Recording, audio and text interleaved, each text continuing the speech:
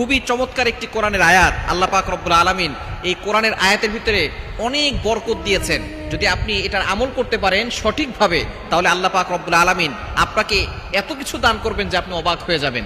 এক নাম্বার হচ্ছে, যদি কোনো ব্যক্তি অসুস্থ থাকে, আল্লাহ পাক রব্বুল আলামিন তাকে শেফা দান করে দিবেন। এই আয়াতের ভিতরে শেফা রয়েছে, কেননা পবিত্র কোরআনুল কারীমের ভিতরে আল্লাহ পাক রব্বুল আলামিন মুমিনদের জন্য রহমত এবং শেফা দিয়েছেন। এটা আল্লাহ পাক রব্বুল আলামিন নিজে বলছেন। কোরআন খুলেন 15 নম্বর পারার 9 নম্বর পৃষ্ঠা 2 নম্বর লাইন, সূরা বানী ইসরাঈলের 82 নম্বর আয়াতে রব্বুল আলামিন বলেন, ওয়া নুনাজ্জিলু মিনাল কুরআনি মা হুয়া শিফাউন ওয়া রাহমাতুল লিল মুমিনিন। আমি আল্লাহ তাআলা মুমিনদের জন্য এই কোরআনটাকে রহমত স্বরূপ, শেফা স্বরূপ নাজিল করে দিয়েছি।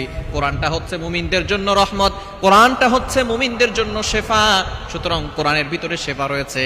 কোরআনের ভিতরে চমৎকার একটি আয়াত হচ্ছে সালামুন আলা নূহিন ফিল আলামিন। পবিত্র কোরআনুল কারীমের এটা হচ্ছে